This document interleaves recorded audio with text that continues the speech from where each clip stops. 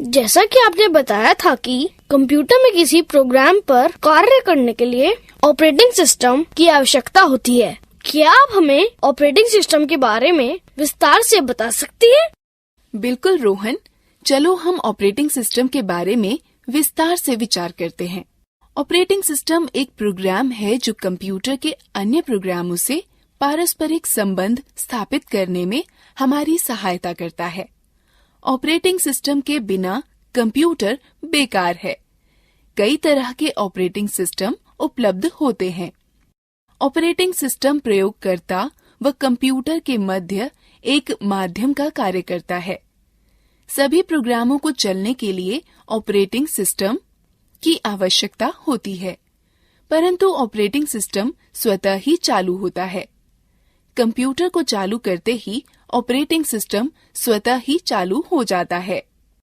Operating system के मुख्य कार्य हैं: यह कंप्यूटर को नियंत्रित करता है और उसके सभी भागों को उचित संबंध में लाता है। यह उपयोगकर्ता व कंप्यूटर के मध्य पारस्परिक संबंधों को सुगम करता है। यह इनपुट व आउटपुट यंत्रों को नियंत्रित करता है। यह कंप्यूटर प्रोग्राम के निष्पादन को नियंत्रित करता है। यह कंप्यूटर की मुख्य मेमोरी के प्रयोग को व्यवस्थित रखता है। यह फाइलों को व्यवस्थित रखने व उनसे काम लेने में आपकी सहायता करता है। ऑपरेटिंग सिस्टम को दो भागों में वर्गीकृत किया जा सकता है: character user interface (CUI), graphical user interface (GUI).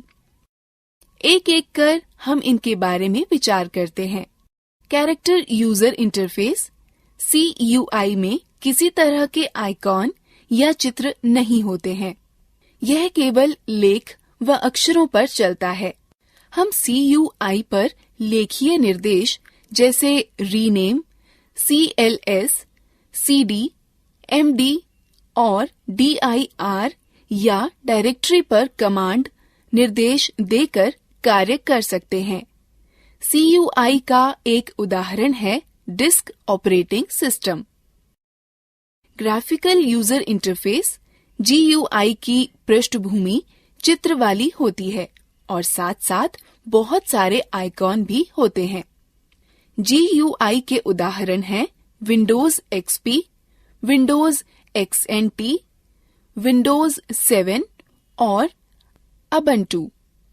GUI को पुनः दो भागों में विभाजित किया जा सकता है: सांपत्तिक मालिकाना सॉफ्टवेयर और स्वतंत्र या मुक्त सॉफ्टवेयर।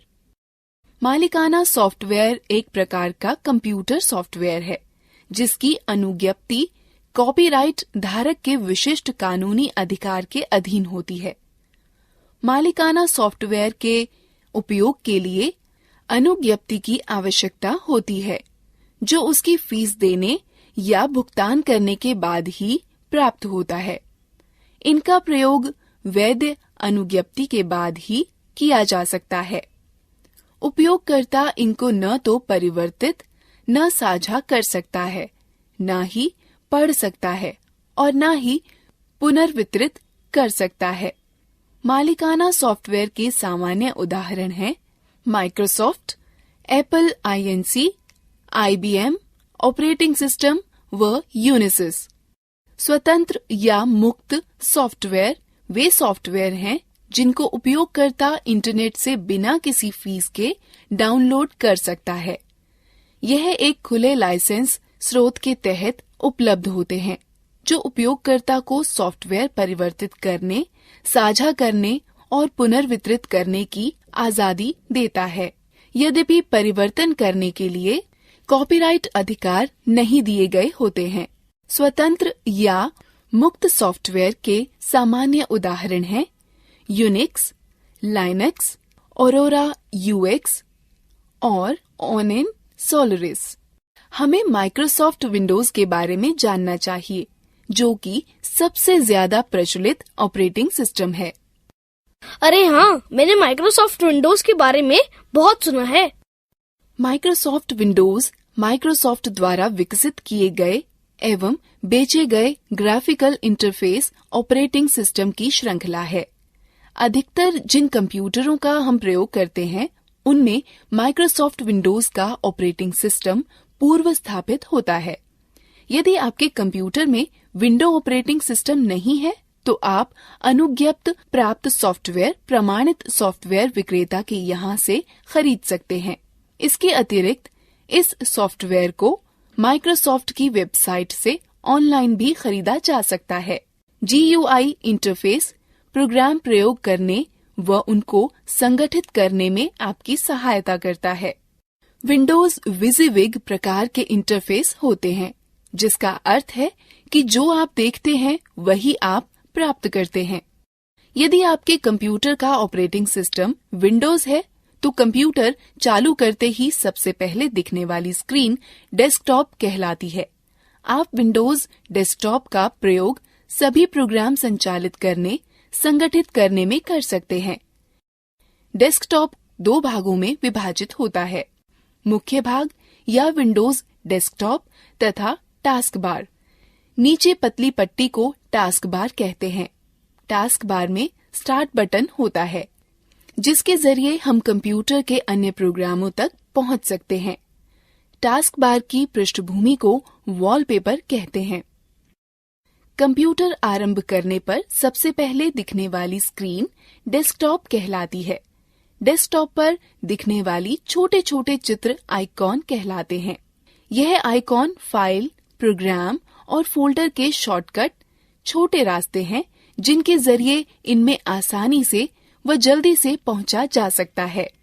स्क्रीन के सबसे नीचे क्षितिज के समानांतर पट्टी को टास्क बार कहते हैं।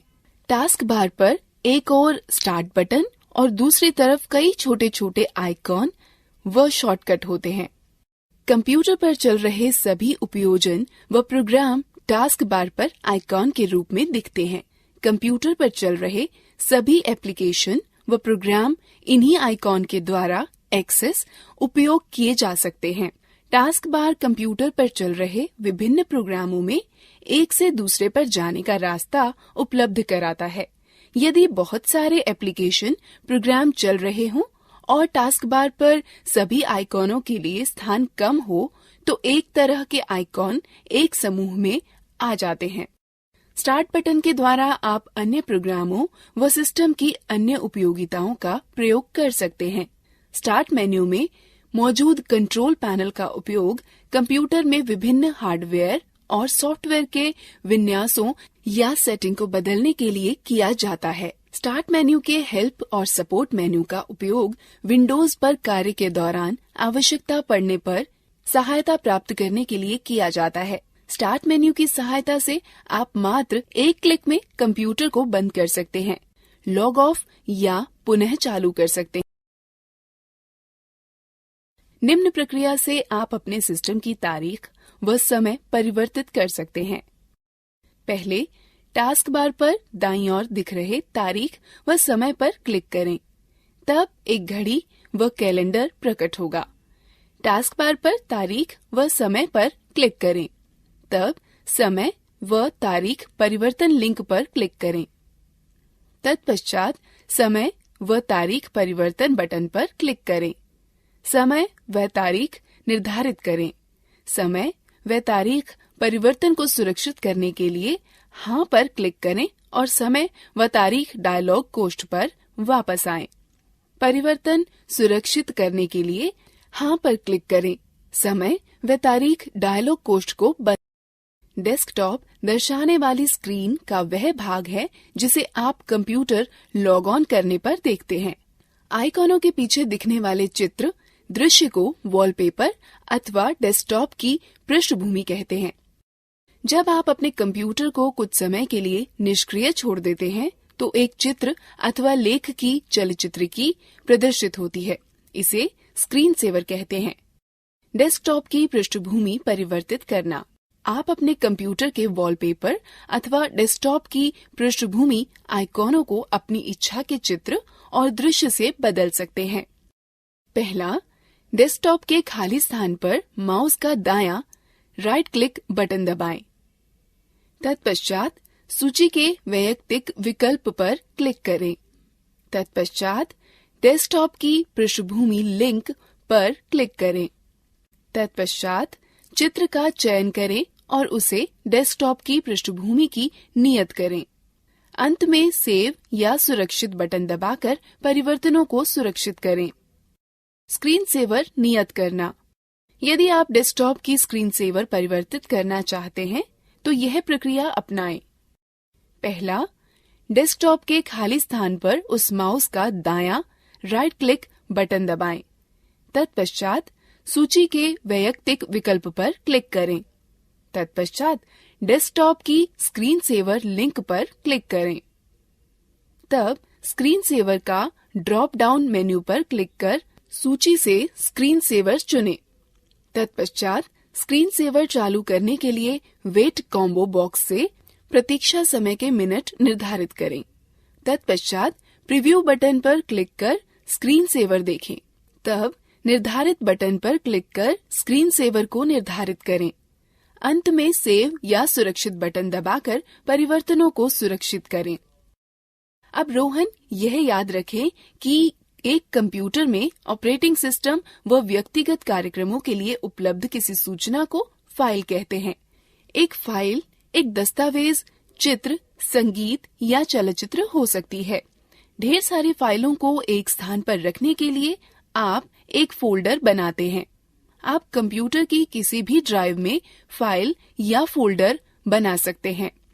फाइल या फोल्डर बनाने के पश्चात आप उसका नाम बदल सकते हैं, उसकी प्रतिलिपि बना सकते हैं, उसे कहीं और पेस्ट कर सकते हैं और उसे आवश्यकतानुसार मिटा भी सकते हैं। हम किसी ड्राइव में एक नया फोल्डर कैसे बनाते हैं? आसान है, बस निम्न प्रक्रिया अपनाओ। पहले स्टार्ट बटन को दबाकर स्टार्ट मेन्यू को खोलें। तब कंप्यूटर विंडो या विंडोज एक्सप्लोरर प्रदर्शित करने के लिए कंप्यूटर पर क्लिक करें। तब डी ड्राइव में उपलब्ध सामग्री देखने के लिए क्लिक डी ड्राइव पर क्लिक करें। तब नया फोल्डर बनाने के लिए मेन्यू बार में नए फोल्डर पर क्लिक करें। नए फोल्डर को नाम दे सकते हैं और एंटर दबाएं। आप फोल्डर के अंदर भी फोल्डर बना सकते हैं, जिसे सब फोल्डर कहते हैं। एक फोल्डर का चयन करें और उसे खोलें। उसमें खाली स्थान पर राइट क्लिक करें तो पॉपअप मेन्यू प्रकट होगा। उसमें सबसे पहले नया पर क्लिक करें और फिर फोल्डर चुनें। एक फोल्डर सृजित हो जाएगा। फाइल फोल्डर को खोलने के लिए निम्न का अनुसरण करें। पहले स्टार्ट बटन को दबा स्टार्ट मेन्यू को खोलें। तब कंप्यूटर विंडो या विंडोज एक्सप्लोरर प्रदर्शित करने के लिए कंप्यूटर पर क्लिक करें। तब डी ड्राइव में उपलब्ध सामग्री देखने के लिए डी ड्राइव पर क्लिक करें। तब जिस फोल्डर को आप खोलना चाहते हैं उस पर डबल क्लिक करें। उसे फोल्डर के अंदर जिस सब फोल्डर या फाइल को आप खोलना चाहते हैं पर डबल क्लिक करें। फाइल या फोल्डर को कैसे संरक्षित करें या नाम बदलें? जब आप डी ड्राइव में फोल्डर या सब फोल्डर या फाइल बनाते हैं तो स्वचालित रूप से न्यू फोल्डर या न्यू टेक्स्ट डॉक्यूमेंट के नाम से संरक्षित हो जाता है। फोल्डर या सब फोल्डर या फाइल का नाम बदलने के लिए उस पर राइट क्लिक करें। नए पॉपअप में नाम परिवर्तित करें, रीनेम चुनें। नया नाम लिखें और एंटर दबाएं। फोल्डर या सब फोल्डर या फाइल का नाम परिवर्तित हो जाएगा। विंडोज ऑपरेटिंग सिस्टम में कुछ सहायक सामग्री होती है जो अत्यंत उपयोगी होती हैं। हम इन उपयोगी सामग्रियों में से कुछ के विषय में सीखते हैं। इन उपयोगी सामग्रियों को देखने के लिए निम्न निर्देशों का पालन करें। पहले स्टार्ट बटन को दबाकर स्टार्ट मेन्यू को खोलें। तत्पश्चात माउस से ऑल प्रोग्राम पर चिन्हित करें। उसके बाद एक्सेसरीज पर क्लिक करें। यहाँ पर विभिन्न एक्सेसरीज की सूची होती है। संबंधित एक्सेसरीज पर क्लिक करें। पेंट का प्रयोग चित्रों को बनाने, परिवर्तित करने एवं फोटो देखने के लिए होता है। आप पेंट का प्रयोग रिक्त पेंट क्षेत्र में चित्रकारी करने अथवा मौजूदा चित्र में चित्रकारी करने में कर सकते हैं। आप चित्र की प्रति लेकर किसी अन्य प्रलेख पर चिपका या पेस्ट कर सकते हैं। हम पेंट का प्रयोग किस प्रकार करें? पेंट का उपयोग करने के लिए सर्वप्रथम स्टार्ट बटन को दबा स्टार्ट मेन्यू को खोलें। तत्पश्चात माउस से ऑल प्रोग्राम पर चिन्हित करें। उसके बाद एक्सेसरीज पर क्लिक करें। यहाँ पर विभिन्न एक्सेसरीज की सूची होती है। एक्सेसरीज पर क्लिक करें और पेंट को चुनाव करें। तब पेंट विंडो दिखने लगेगा। आप देखेंगे कि पेंट विंडो 4 भागों में विभाजित है। Paint button, quick access tool bar, drawing area एवं रिबन। पेंट बटन के साथ आप कई तरह के कार्य कर सकते हैं। पेंट बटन के विभिन्न विकल्प हैं। खोलें, ओपन, नया, न्यू, संरक्षित करें, सेव और छापें, print. Quick access tool bar अक्सर प्रयोग में लाए जाने वाले उपकरण जैसे सेव, रीडू और अंडू तुरंत उपलब्ध कराने में आपकी सहायता करता है। रिबन में 2 टैब होती हैं, होम और व्यू। होम टैब उन उपकरणों को उपलब्ध कराता है जो चित्र बनाने अथवा उसे सुधारने में प्रयुक्त होते हैं। यह क्लिपबोर्ड, ब्रश, टूल, शेप और कलर आदि होते हैं। क्लिपबोर्ड में 3 विकल्प होते हैं, कट, कॉपी व पेस्ट, जिन विकल्पों का प्रयोग कर आप पेंट पर चुनी गई वस्तु को काट सकते हैं, प्रतिलिपि या प्रतिबिंब बना सकते हैं अथवा चिपका सकते हैं। यह विकल्प एक ही विषय को कई बार प्रयोग करने में आपकी सहायता करता है।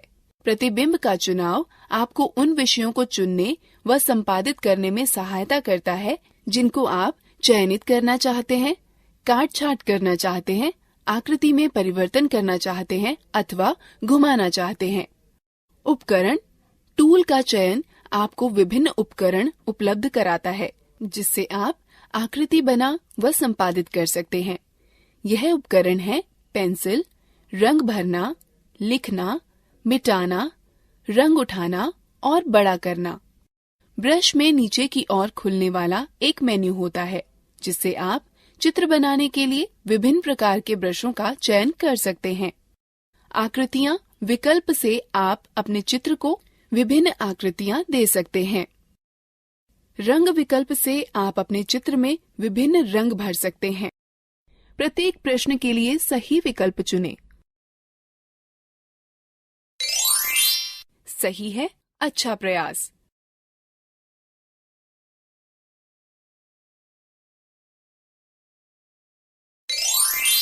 सही है, अच्छा प्रयास।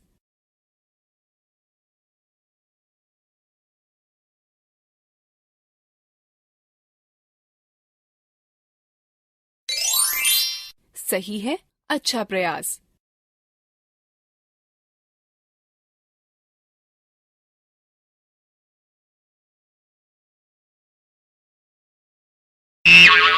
सही नहीं है, कृपया पुनः प्रयास करें। सही है, अच्छा प्रयास। दीदी, तुमने यह भी कहा था कि माइक्रोसॉफ्ट विंडो के विपरीत यहाँ मुफ्त ऑपरेटिंग सिस्टम भी उपलब्ध है। क्या तुम इसके बारे में और ज्यादा जानती हो? हाँ रोहन, लाइनक्स एक बहुत प्रसिद्ध मुक्त अथवा खुले स्रोत का ऑपरेटिंग सिस्टम है। यह सॉफ्टवेयर सबके लिए मुफ्त है और इंटरनेट से डाउनलोड भी किया जा सकता है। चलो हम इस पर नजर डालते हैं। लाइनक्स यूनिक्स ऑपरेटिंग सिस्टम एक बहुत ही जाना माना वर्जन है जो लाइनस टोरवाल्ड्स द्वारा विकसित किया गया है। लाइनक्स माइक्रोसॉफ्ट विंडो जैसे दूसरे ऑपरेटिंग सिस्टम की तरह होता है। लाइनक्स की सबसे खास बात यह है कि ये बहुत ही गतिशील है। उपयोगकर्ता इस सॉफ्टवेयर को विकसित करने, संशोधन करने अथवा प्रसारित करने के लिए स्वतंत्र हैं। लाइनक्स को 2 अलग तरीकों से प्राप्त किया जा सकता है, फ्री डाउनलोड अथवा वितरण का उपयोग कर। लाइनक्स दुनिया भर में करोड़ों उपयोगकर्ताओं द्वारा सफलतापूर्वक उपयोग किया जा रहा है। लाइनक्स के सभी आवश्यक भागों को इंटरनेट से बिल्कुल मुफ्त डाउनलोड किया जा सकता है। लाइनक्स उपयोग करने का एक वैकल्पिक रास्ता है जो विभिन्न कंपनियों द्वारा पेश किया जा रहा है और जिसमें विविध प्रकार के एप्लीकेशन व इंस्टॉल करने वाले प्रोग्राम जुड़े हैं जो लाइनक्स के अधिष्ठापन को आसान कर देते हैं। एक बहुत प्रसिद्ध लाइनक्स का वितरणकर्ता होता है जिसे अबंटू कहते हैं, जो कॉनिकल कंपनी द्वारा वितरित किया जाता है। अब हमें अबंटू के बारे में सीखना चाहिए। अबंटू एक स्वतंत्र मुक्त सॉफ्टवेयर प्लेटफॉर्म है जो स्मार्टफोन, टैबलेट और कंप्यूटर के द्वारा हर जगह चलाया जाता है। अबंटू में एक ग्राफिकल यूजर इंटरफेस या GUI होता है जो इसे विंडो अथवा एंड्रॉयड जैसे दूसरे प्रचलित ऑपरेटिंग की तरह बनाता है। अबंटू के वर्जन 12.10 डिफॉल्ट डेस्कटॉप वातावरण के रूप में यूनिटी का उपयोग करता है। यूनिटी डेस्कटॉप पृष्ठभूमि और 2 बार रखता है जिसे मेन्यू बार और लॉन्चर कहते हैं। मेन्यू बार डेस्कटॉप के शीर्ष पर स्थित क्षैतिज पट्टी है। लॉन्चर एक खड़ी पट्टी है जो मेन्यू बार के बाईं तरफ होती है। मेन्यू बार में सामान्य कार्य शामिल होते हैं जो अबंटू 12.10 में उपयोग होते हैं। जो आइकन्स मेन्यू बार के दाहिने तरफ होते हैं उसे संकेतक क्षेत्र कहते हैं। कीबोर्ड सूचक आपके कीबोर्ड लेआउट चुनने और कीबोर्ड प्राथमिकताओं को बदलने की अनुमति देता है। संदेश सूचक में सभी सोशल एप्लीकेशन को शामिल किया जाता है जो तत्काल instant messenger client, email client, micro blogging application और दूसरे समान एप्लीकेशन को सम्मिलित रखता है। नेटवर्क सूचक आपको तारयुक्त अथवा तारमुक्त नेटवर्क को आसानी से जोड़ने और नेटवर्क कनेक्शन को प्रबंधित करने की अनुमति देता है। ध्वनि सूचक ध्वनि की मात्रा के रूप में अच्छी तरह से उपयोग अपने म्यूजिक प्लेयर और ध्वनि सेटिंग्स समायोजित करने के लिए एक आसान तरीका प्रदान करता है। घड़ी सही समय प्रदर्शित करती है और कैलेंडर समय और तारीख सेटिंग्स का उपयोग करने के लिए आसान तरीका उपलब्ध कराता है। यूजर मेन्यू आपको अलग अलग उपयोगकर्ताओं और ऑनलाइन सामग्री और उपयोगकर्ता खातों के बीच परिवर्तन करने की अनुमति देता है। एक सत्र या सेशन सूचक सिस्टम सेटिंग का उपयोग करने, सॉफ्टवेयर अपडेट करने, प्रिंटर डिवाइस को लॉक करने के लिए सेशन विकल्प प्रदान करने, सेशन से लॉग आउट होने, कंप्यूटर को पुनः आरंभ करने या पूरी तरह से बंद करने के लिए आसान तरीका उपलब्ध कराता है। एप्लीकेशन मेन्यू एक प्रणाली है जहां किसी एप्लीकेशन में विभिन्न कार्य जैसे परिवर्तन करने, देखने आदि को निष्पादित किए जा सकते हैं। अन्य GUI वातावरण के विपरीत यूटिलिटी में आवेदन मेन मेन्यू बार के बाईं ओर स्थित है।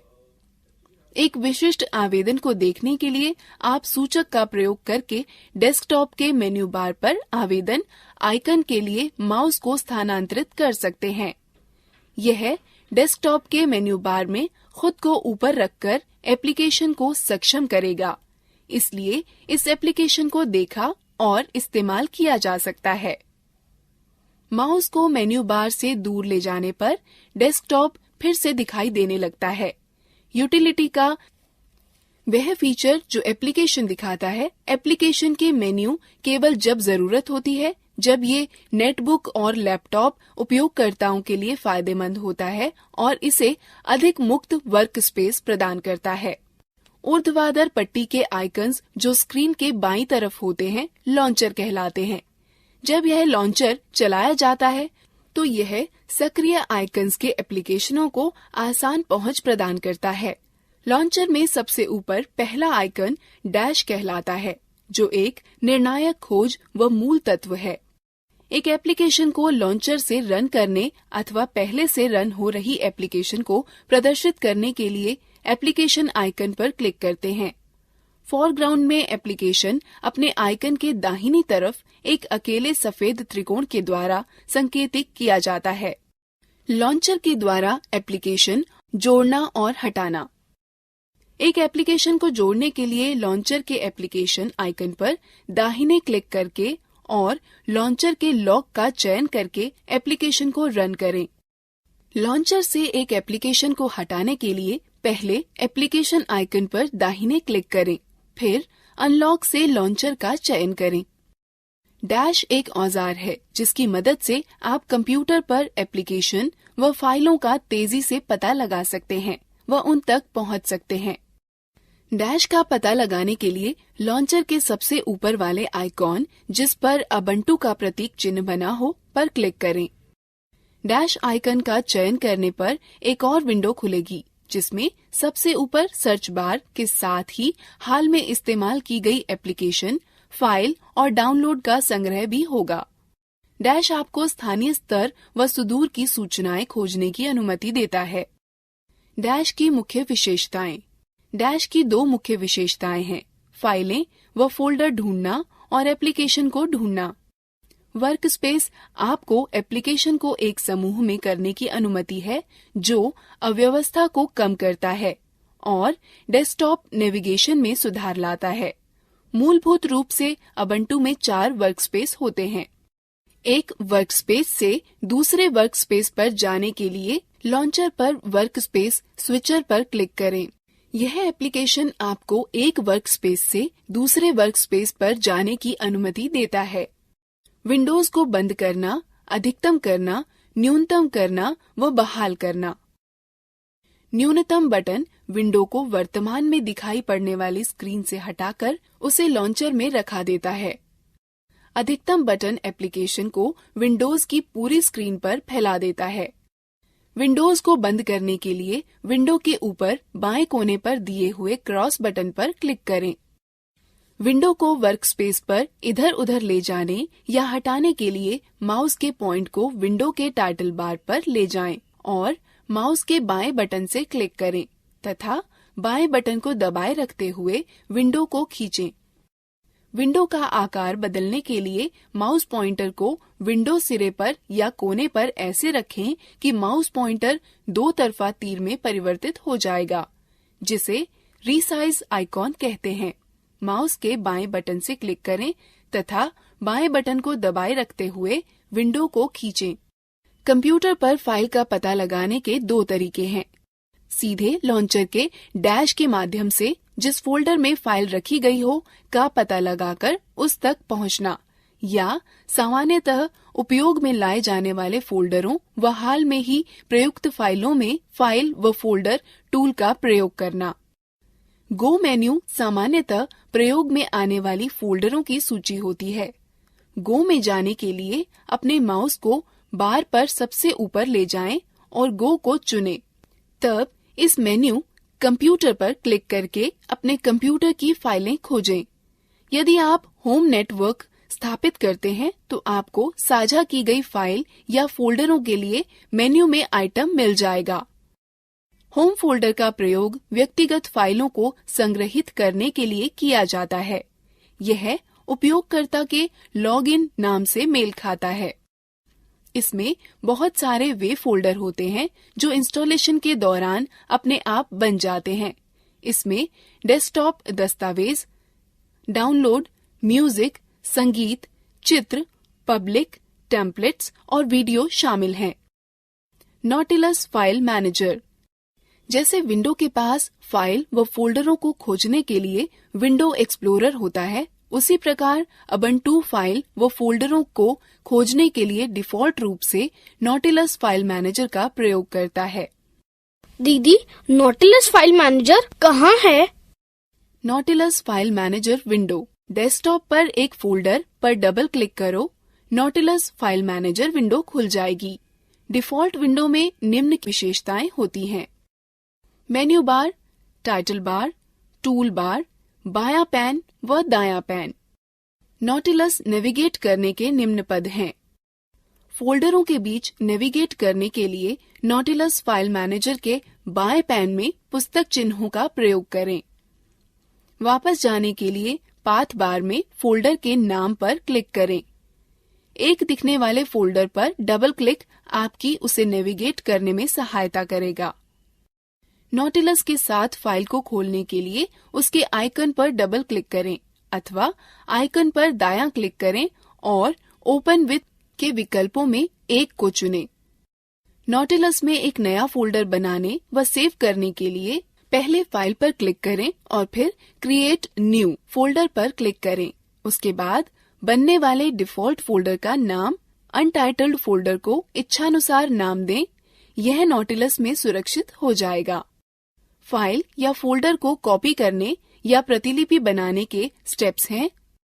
पहले एडिट पर क्लिक करें, फिर आइटम पर क्लिक करें अथवा राइट क्लिक करें और पॉपअप मेन्यू से कॉपी चुनें।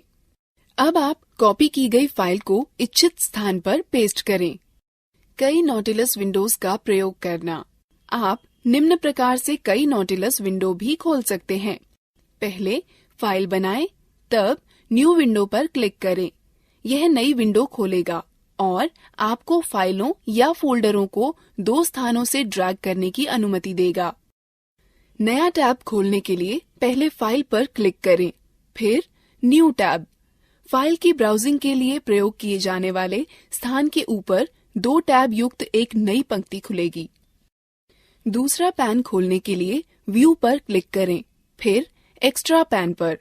यह आपको टैब या विंडो के मध्य स्विच किए बिना ही 2 स्थानों पर एक साथ देखने की सुविधा देता है। आप नॉटिलस या डैश का प्रयोग कर फाइल या फोल्डर को खोज सकते हैं। पहले नॉटिलस में गो सर्च फॉर फाइल पर क्लिक करें या कंट्रोल के साथ F दबाएं। फिर जो खोजना चाहते हो उसे टाइप करें। डैश में सबसे ऊपर सर्च बार में आप केवल खोज का टर्म टाइप करें। उबुंटू में लिब्रे ऑफिस सबसे अधिक लोकप्रिय सुइट है जो डिफॉल्ट रूप से स्थापित होता है। यह भी वैसी ही कार्यप्रणाली उपलब्ध कराता है जैसे कि Microsoft Word, Excel, PowerPoint, सिर्फ इसके कि यह एक मुक्त स्वतंत्र सॉफ्टवेयर है। इन सभी एप्लीकेशनों तक लॉन्चर के द्वारा पहुंचा जा सकता है। इसमें निम्न घटक शामिल हैं जो दूसरे ऑपरेटिंग सिस्टम में अलग अलग नामों से पाए जाते हैं: writer, word processor, clack, spreadsheet, impress, presentation, draw, drawing sheet, base, database, math, equation editor. क्या मुक्त स्वतंत्र सॉफ्टवेयर के विषय में सीखना मजेदार नहीं था? चलो अब हम लोग मजेदार गतिविधि में भाग लेंगे। प्रत्येक प्रश्न के लिए सही विकल्प चुनें। सही है, अच्छा प्रयास।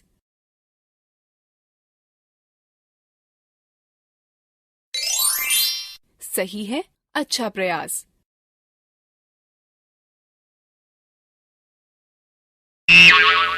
सही नहीं है, कृपया पुनः प्रयास करें। सही है, अच्छा प्रयास।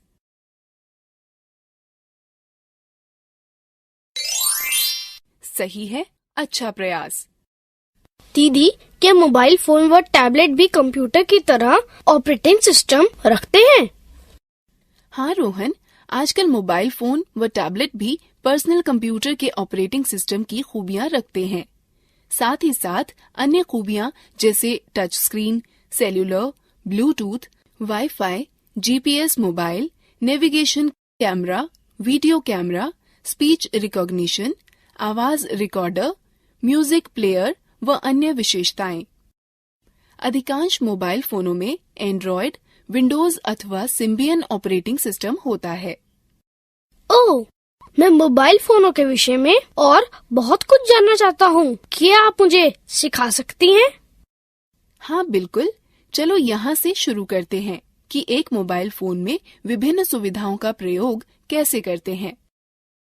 सबसे पहले यह सीखते हैं कि मोबाइल फोन से कॉल कैसे करते हैं। कॉल करने के लिए कीपैड पर फोन नंबर टाइप करें। यदि आपके पास स्मार्टफोन है तो होम स्क्रीन पर फोन आइकन पर जाएं और उस पर टैप दें। आप स्क्रीन पर नंबर पैड देखेंगे। जिस नंबर पर आप बात करना चाहते हैं उसे टाइप करें। उसके बाद बाईं तरफ हरा बटन अथवा उत्तर बटन दबाएं। स्मार्टफोन होने पर हरे बटन पर टैप दें। स्क्रीन दर्शाएगी कि नंबर डायल हो रहा है कि कनेक्ट हो रहा है। इस तरह आप कॉल कर सकते हैं। कॉल समाप्त करने के लिए लाल बटन दबाएं अथवा लाल बटन पर टैप दें। अब हम सीखते हैं कि कॉल का उत्तर कैसे दें अथवा निरस्त कैसे करें। जब आपके फोन की घंटी बजे तो उत्तर देने के लिए हरा बटन दबाएं। स्मार्टफोन होने पर बाएं से दाएं स्वाइप करें। कॉल निरस्त करने के लिए लाल बटन दबाएं। स्मार्टफोन होने पर दाएं से बाएं स्वाइप करें। हम पिछले मिलाए गए नंबर पर कॉल कैसे कर सकते हैं? आसान है। पहले होम स्क्रीन पर बाईं तरफ के हरे बटन को दबाएं। यह सभी डायल किए गए, प्राप्त किए गए व छूटे नंबरों की सूची दिखाएगा। स्मार्टफोन होने पर फोन आइकन पर टैप दें। यह सभी डायल किए गए, प्राप्त किए गए व छूटे नंबरों की सूची दिखाएगा। उसके पश्चात नंबर चुनें और हरा बटन दबाएं। इसी तरह स्मार्टफोन होने पर नंबर पर टैप दें। नंबर की डायल होने लगेगा। आप कॉल इतिहास इस तरह देख सकते हैं। पहले स्टैंड बाय मोड में मेन्यू दबाएं। स्मार्टफोन होने पर फोन आइकन पर टैप दें। तब कॉल रजिस्टर या कॉल इतिहास या कॉल लॉग चुनें। उसके बाद यह प्राप्त कॉल, छूटी कॉल, डायल की गई कॉल के 3 टैब दिखाएगा। फिर जिस टैब को आप देखना चाहते हैं उस पर क्लिक करें। यह आपको कॉलों की सूची, समय व तिथि के साथ दिखाएगा। स्मार्टफोन होने पर सभी कॉलें एक ही सूची में दिखेंगी। हरा तीर प्राप्त कॉलें, नीला तीर डायल की गई कॉलें व लाल तीर छूटी कॉलें दर्शाता है। आप नंबर पर कॉल कर सकते हैं, नंबर को संपर्क बुक में सुरक्षित कर सकते हैं या उस पर संदेश भेज सकते हैं। फोन में ध्वनि का स्तर को निम्न रूप से अनुकूल करते हैं। सबसे पहले फोन की मुख्य स्क्रीन में मेन्यू बटन दबाएं। फिर विकल्प मेन्यू में सेटिंग पर क्लिक करें। उसके बाद सेटिंग मेन्यू में साउंड या ऑडियो विकल्प चुनें। उसके बाद साउंड मेन्यू में वॉल्यूम विकल्प ढूंढें। रिंगर या रिंगटोन में वॉल्यूम कंट्रोल पाए जाते हैं। अंत में स्पीकर विकल्प पर चुनें व कीपैड को ऊपर नीचे कर वॉल्यूम लेवल सेट करें। आपके स्मार्टफोन में आवाज नियंत्रित करने वाले बटन बाहर होते हैं। मात्र इधर उधर दबाकर आवाज की प्रबलता नियंत्रित की जाती है। मैं अपने मित्र का फोन नंबर व अमित का नाम शामिल करना चाहता हूँ। मैं कैसे कर सकता हूँ? आप नया संपर्क ऐसे जोड़ सकते हैं। जब फोन स्टैंड बाय मोड में हो तो मेन्यू दबाएं। स्मार्टफोन होने पर फोन आइकन पर टैप दें। तब मेन्यू विकल्प में अपने फोन की फोन बुक पर जाएं। यह होम स्क्रीन पर फोन के एक चित्र अथवा शब्द फोन बुक या संपर्क से दिखाई गई होगी। अब उपलब्ध विकल्पों में न्यू कॉन्टैक्ट का चयन करें। पहले जिस संपर्क को आप जोड़ना चाहते हैं उसका नंबर, एरिया कोड स्क्रीन पर दिखने वाले फॉर्म पर भरें। स्मार्टफोन में नंबर पैड व अंक टाइप करें। ऐड टू कॉन्टैक्ट पर टैप दें और तब क्रिएट न्यू कॉन्टैक्ट पर, और तब फॉर्म में उपयुक्त स्थानों पर अपने मित्र का पहला व अंतिम नाम लिखें। तब उसे संरक्षित करने के लिए सेव या ऐड टू कॉन्टैक्ट दबाएं। टैप देना सुनिश्चित करें। अब नया संपर्क अपने मोबाइल में जुड़ जाएगा। फोन में पहले से ही संरक्षित संपर्क के विवरण में एडिट करने के लिए संपर्क का नाम चुनें। एडिट का चयन करें, टैप दें, सही विवरण टाइप करें और फिर सेव का चयन करें, टैप दें। अब मैं आपको सिखाती हूँ कि संदेश कैसे भेजते हैं। पहले स्टैंड बाय मोड में मेन्यू दबाएं, तब संदेश सेवा, फिर लिखित संदेश, फिर संदेश बनाएं का चयन करें। एक स्मार्टफोन में होम स्क्रीन पर मैसेजिंग आइकन ढूंढें, उस पर टैप दें। आप देखेंगे कि संदेशों की सूची खुलेगी। संदेश बनाएं, संदेश लिखें को चुनें। स्मार्टफोन में राइट मैसेज आइकॉन पर टैप करें। टेक्स्ट बॉक्स में संदेश लिखें। चित्र या कुछ अन्य जोड़ने के लिए विकल्प का चयन करें। फिर इंसर्ट ऑब्जेक्ट दबाएं। स्क्रॉल कर नीचे वांछित पिक्चर या ऑब्जेक्ट आए। व्यू फिर इंसर्ट दबाएं। नियत स्थान पर प्राप्तकर्ता का नंबर लिखें अथवा यदि आप सुरक्षित किए हुए किसी संपर्क को संदेश भेजना चाहते हैं तो फोन बुक पर क्लिक करें। संपर्क का चयन कर ओके पर क्लिक करें। स्मार्टफोन में प्राप्तकर्ता के नाम के कुछ अक्षर टू कॉलम में लिखें। आप देखेंगे कि कॉन्टैक्ट बुक से नामों की सूची प्रकट होगी। वांछित नाम पर टैप दें। भेजने के लिए भेजें पर क्लिक करें या टैप दें। प्राप्तकर्ता को मैसेज भेज दिया जाएगा। मुख्य सूची पर वापस आने के लिए समाप्त या निरस्त पर क्लिक करें, टैप दें। आप अपना संदेश ऐसे पढ़ सकते हैं।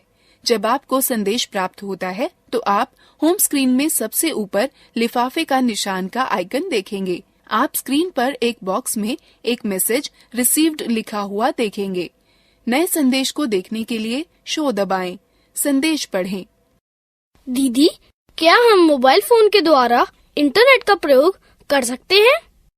बिल्कुल रोहन, तुम कर सकते हो। यह तो बहुत अच्छा है। मोबाइल फोन द्वारा इंटरनेट का प्रयोग करने के लिए हमें क्या चाहिए होगा? मोबाइल फोन द्वारा इंटरनेट का प्रयोग करने के लिए आपको चाहिए होगा एक मोबाइल फोन जो इंटरनेट एक्सेस या उपयोग को समर्थित करता हो, एक मोबाइल फोन सेवा जो डेटा संचरण का समर्थन करती हो, जैसे 2G, 3G और वाईफाई। फोन द्वारा इंटरनेट तक पहुंचने के लिए डेटा सेटिंग के साथ मोबाइल सर्विस प्रोवाइडर से एक खाता। बहुत सारे mobile phone data account setting के साथ ही आते हैं। यदि आपका नहीं है तो आपको सेवा प्रदाता के ग्राहक सेवा केंद्र से बात करनी चाहिए। आप अपने स्मार्टफोन पर मोबाइल इंटरनेट सेवा इस तरह स्थापित कर सकते हैं। पहले अपने स्मार्टफोन के सेटिंग मेन्यू पर नेविगेट करें। स्मार्टफोनों में यह एप्स मेन्यू के सेटिंग आइकॉन के माध्यम से या कभी-कभी नोटिफिकेशन बार के माध्यम से किया जा सकता है। सेटिंग मेन्यू में आपको वायरलेस व नेटवर्क सेटिंग्स खोजनी होगी। ज्यादातर उपकरणों में मोर या मोर सेटिंग्स बटन जो भी उपलब्ध हो उस पर क्लिक करें। जब वायरलेस और नेटवर्क सेटिंग हो जाती है तो आप इंटरनेट, वाईफाई या मोबाइल नेटवर्क के माध्यम से जोड़ सकते हैं। वाईफाई से जुड़ने के लिए निम्न पदों का अनुसरण करें। पहले सेटिंग विकल्प से अथवा नोटिफिकेशन मेन्यू में वाईफाई बटन को क्लिक करके वाईफाई विकल्प को चालू करें।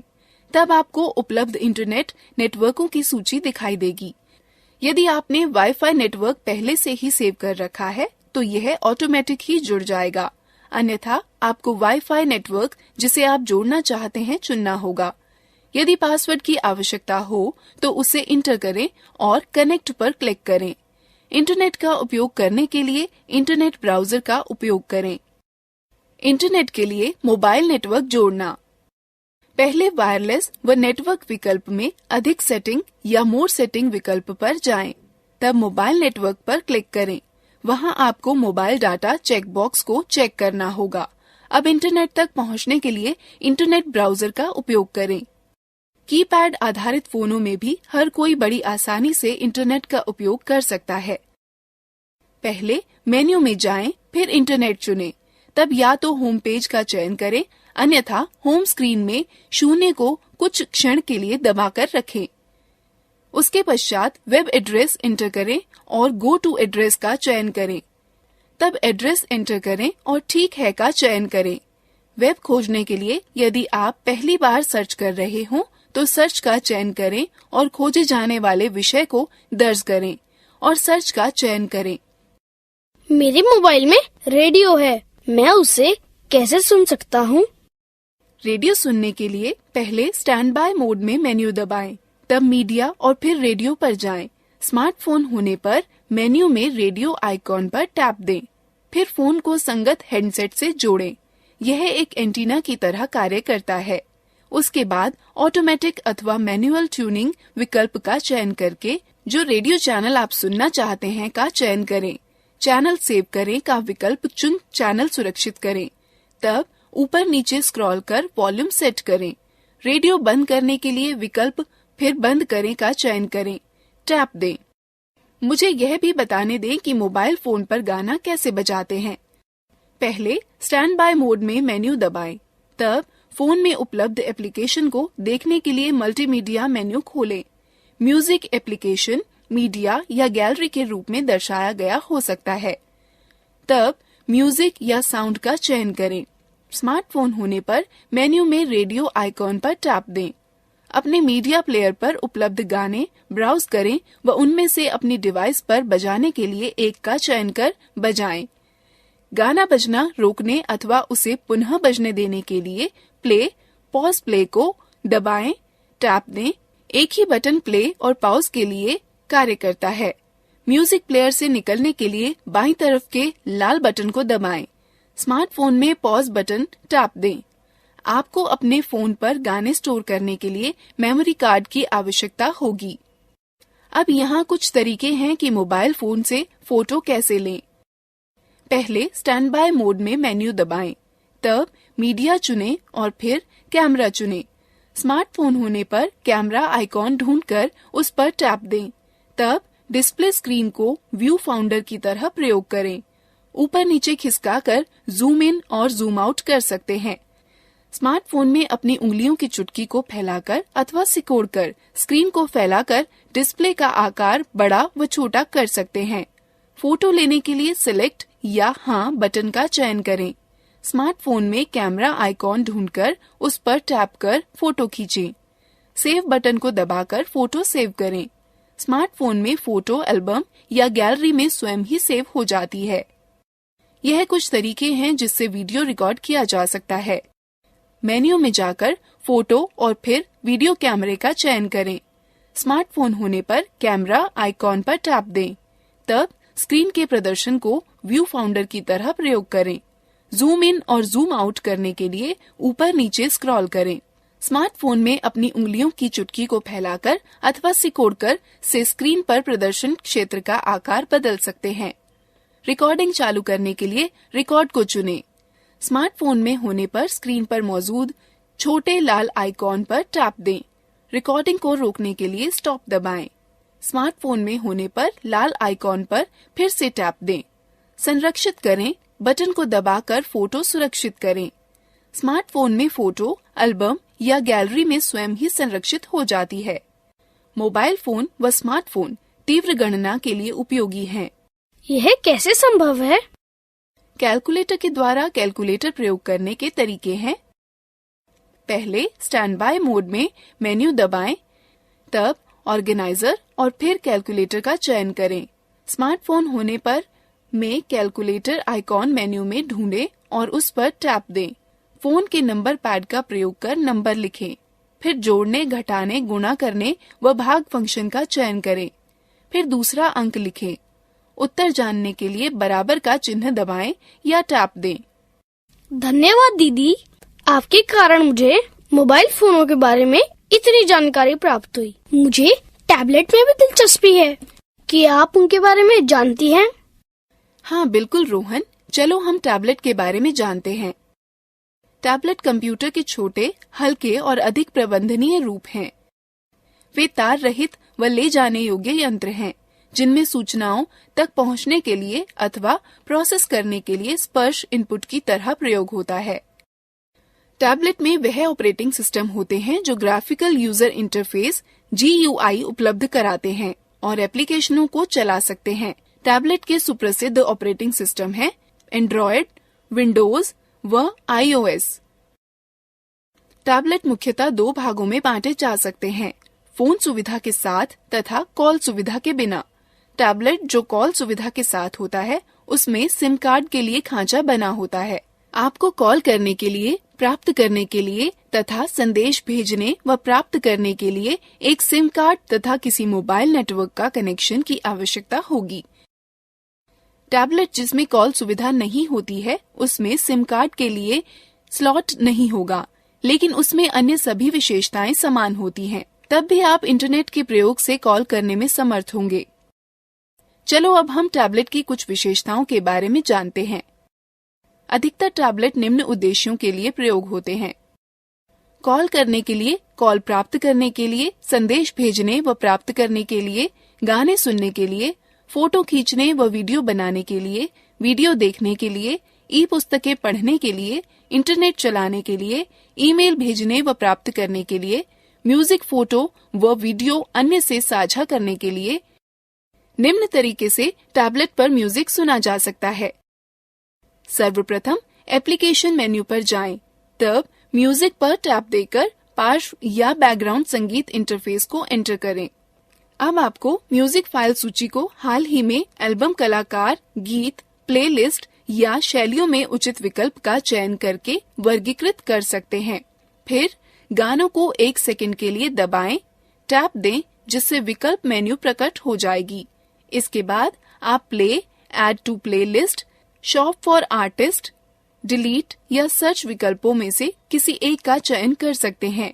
तब प्ले पर टैप देकर पार्श्व संगीत इंटरफेस को एंटर करें और फिर बजाने के लिए गानों पर टैप दें। निम्न तरीके से टैबलेट में फोटो खींची जा सकती है। सर्वप्रथम एप्लीकेशन मेन्यू पर जाएं और कैमरा आइकॉन पर टैप देकर कैमरा इंटरफेस को एंटर करें। तब फोटो मोड चुनने इच्छित फोटो मोड पर टैप दें। कैमरे को विषय की ओर केंद्रित करें। ऑटो फोकस को सक्रिय करने के लिए स्क्रीन पर किसी स्थान को छुएं और दबाए रखें। फोटो लेने के लिए उंगली उठाएं। टैबलेट से वीडियो रिकॉर्ड करने के लिए सर्वप्रथम एप्लीकेशन मेन्यू पर जाएं और कैमरा आइकॉन पर टैप देकर कैमरा इंटरफेस को एंटर करें। तब वीडियो मोड चुनने के लिए फोटो मोड में पसंद किए हुए आइकॉन पर टैप दें। कैमरे को विषय की ओर केंद्रित करें। टैप देकर रिकॉर्डिंग शुरू करें। रिकॉर्डिंग बंद करने के लिए टैप दें। फोटो व रिकॉर्ड किए गए वीडियो मिटाने के स्टेप्स हैं। जिस फोटो या वीडियो को आप मिटाना चाहते हैं, इसे खोजें। ट्रैश आइकॉन दिखाई दिए जाने के लिए स्क्रीन पर टैप दें। फोटो या वीडियो को मिटाने के लिए इस पर टैप दें। आप फोटो और वीडियो इस तरह देख सकते हैं। पहले एल्बम ढूंढकर उस पर टैप दें। फिर जिस फोटो या वीडियो को देखना चाहते हैं उस पर टैप दें। आगे की फोटो देखने के लिए बाईं ओर धकेलें तथा पीछे की फोटो या वीडियो देखने के लिए दाईं ओर धकेलें। वीडियो देखने के लिए निम्न का अनुसरण करें। मेन्यू से पिक्चर अथवा एल्बम टैब खोलें। अब ग्रिड व्यू अथवा लिस्ट व्यू का प्रयोग कर जिस वीडियो को आप देखना चाहते हैं उसे खोलें। जिस वीडियो को आप देखना चाहते हैं उस पर टैप दें। यदि प्लेबैक नियंत्रण प्रदर्शित नहीं हो रहे हैं तो उन्हें देखने के लिए स्क्रीन पर टैप दें। वीडियो रोकने के निम्न पद हैं। जब वीडियो चल रहा हो तो प्लेबैक नियंत्रण देखने के लिए स्क्रीन पर टैप दें। उसके बाद वीडियो को रोकने या चलाने के लिए पॉज या रीस्टार्ट पर टैप दें। वीडियो पीछे करना अथवा तेजी से आगे बढ़ाने के पद हैं। जब वीडियो चलने के दौरान प्लेबैक नियंत्रण देखने के लिए स्क्रीन पर टैप दें। इसके बाद वीडियो को तेजी से आगे ले जाने के लिए प्रोग्रेस बार मार्कर को दाईं ओर और पीछे ले जाने के लिए बाईं ओर खींचें। टैबलेट में ई बुक पढ़ने के लिए पहले टैबलेट में इंस्टॉल किए हुए डिफॉल्ट बुक रीडर पर जाएं। फिर बुक रीडर आइकॉन पर टैप दें। उसके बाद पूर्व स्थापित किताबों में से जो किताब पढ़नी हो उसका चयन करें। फिर किताब पढ़ना प्रारंभ करने के लिए बुक्स आइकॉन पर टैप दें। मैंने सुना है कि आप टैबलेट से ईमेल भेज व प्राप्त कर सकते हैं। हाँ रोहन, टैबलेट पर इंस्टॉल किए हुए विशिष्ट एप्लीकेशनों का प्रयोग करके लगभग सभी पॉपअप या IMAP ईमेल पतों का उपयोग ईमेल भेजने व प्राप्त करने के लिए कर सकते हैं। चलिए हम आपको टैबलेट में ईमेल लिखने के तरीकों के बारे में बताते हैं। मेन्यू में इंटरनेट ब्राउजर आइकॉन पर क्लिक करें। फिर ईमेल आइकॉन पर क्लिक करें। एक विंडो खुलेगी जिसके शीर्ष पर एक क्षैतिज बार होगा। जिस ईमेल सर्विस प्रदाता का उपयोग करना चाहते हो उसका URL एंटर करें। उदाहरण के लिए www.gmail.com। अब दिए गए स्थान पर यूजर नेम व पासवर्ड डालें व साइन इन पर टैप दें। यहाँ इस पृष्ठ पर कंपोज या राइट न्यू पर टैप दें। नई विंडो में सेवा में के क्षेत्र में प्राप्तकर्ता का ईमेल ID एंटर करें। विषय के क्षेत्र में विषय एंटर करें। बीच के खाली स्थान में संदेश एंटर करें। तत्पश्चात सेंड आइकॉन पर टैप दें। प्राप्त ईमेल को पढ़ने के लिए पहले जब आपको कोई ईमेल प्राप्त होगी तो स्क्रीन पर सबसे ऊपर एक लिफाफा बनकर आएगा। आइकॉन को देखने के लिए स्क्रीन को नीचे खिसकाएं। यथाक्रम मेन्यू में ईमेल भेजने वाले के आइकन पर जाएं। अब आइकॉन पर टैप दें। स्क्रीन पर आपका मेल इनबॉक्स खुल जाएगा। ईमेल पर टैप दें और उसे पढ़ें। हम किसी फाइल को टैबलेट पर कैसे ढूंढते हैं? टैबलेट में फाइल या फोल्डर ढूंढने के दो तरीके हैं। आप या तो टैबलेट पर स्थापित फाइल मैनेजर का प्रयोग करें या तो होम स्क्रीन पर स्थित ऑनलाइन सर्च इंजन का प्रयोग करें। फाइल मैनेजर का प्रयोग करके होम स्क्रीन पर फाइल मैनेजर या फाइल ब्राउजर ऐप ढूंढें। उस पर टैप दें। यह सबसे ऊपर माय फाइल दिखाएगा। सूची से वांछित फाइल या फोल्डर को ढूंढें। उसे खोलने के लिए उस पर टैप दें। सर्च इंजन का प्रयोग करके होम स्क्रीन पर मैग्नीफाइंग ग्लास की तरह दिखने वाले सर्च आइकॉन को ढूंढें।